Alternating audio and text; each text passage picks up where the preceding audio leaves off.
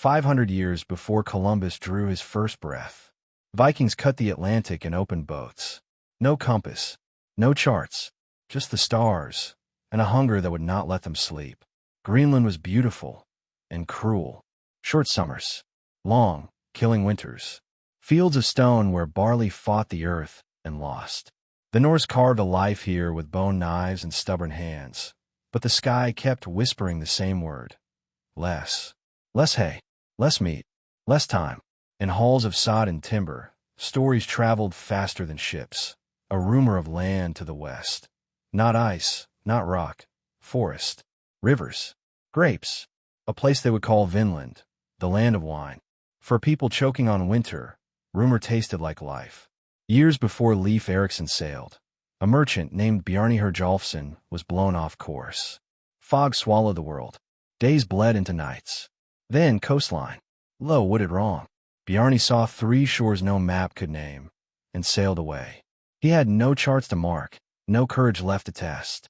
But he brought back Leif Erikson, son of Eric the Red, founder of Greenland.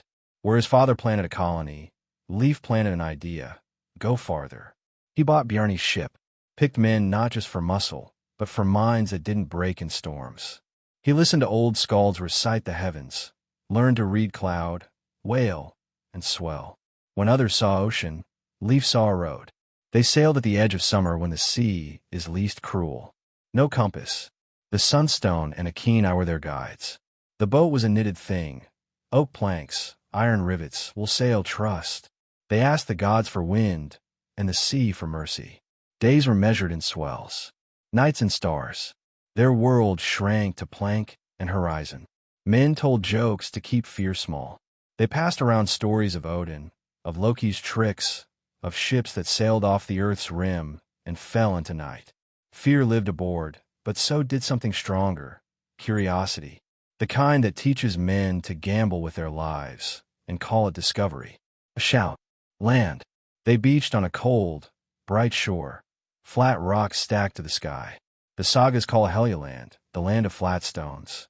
Not a place to farm, a place to count blessings, mend rigging, and move on. They filled casks, watched the northern lights bleed green fire into night, and turned the prow south. 2 days, maybe 3.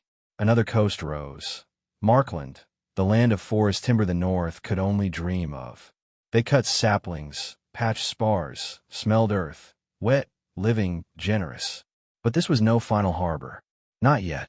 Leif wanted the place from stories. The place with grapes. They found it at summer's ragged end. Gentle inlets. Salmon thick in the rivers. Nuts underfoot. Wild vines curling over stones. Whether grapes or berries, the taste said yes. The men laughed for the first time without looking over their shoulders. They named it Vinland. They built with sod and timber, long houses with turf-warm walls. A forge rose from the ground like a promise. Bog iron fed the hearth. The hammer spoke in sparks. Not a myth now. A settlement. Winter tested them, but did not break them. They set lines in the river and pulled silver from Blackwater. They chopped wood until their arms sang. They told sagas to stitch the dark hours together. Here, in the New World, the old gods felt near. Fry in the harvest, Njord in the tides, Thor in the hammer's ring. And then, tracks. Not bear, not fox. People. The sagas call them Skraelings, the peoples of this vast land. Watchful, silent. The first meetings were not war. They were distance. Curiosity without trust. A trade of stares. Color and iron turned to language. Red cloth, bright as fresh blood, drew smiles. Iron drew wonder. Stone had served for generations, but iron cuts like hunger. Hands moved. Gifts exchanged. Peace sat down between them, not as a king, but as a guest who might leave at any time. Peace is fragile. A shout. A bull breaks its tether. Fear slashes through the camp. Bows rise. Axes lift. A single word in 2 tongues refuses to match. Then, hands lower. Breath returns. The moment passes. But it leaves a shadow. In this new world, mistakes are weapons. Vinland tasted like salvation. Fish, timber, warmth. But it also tasted like distance. Too few Norse.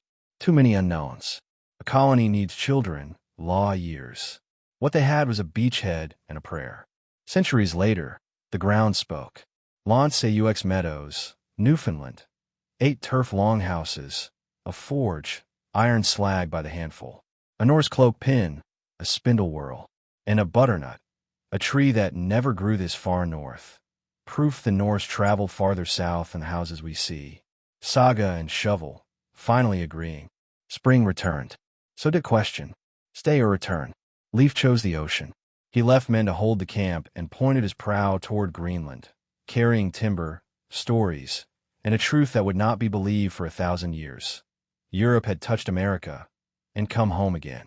They called it Vinland, a sweet word for a hard place. But the forest was listening, and the next Norse ships would find not welcome, but war.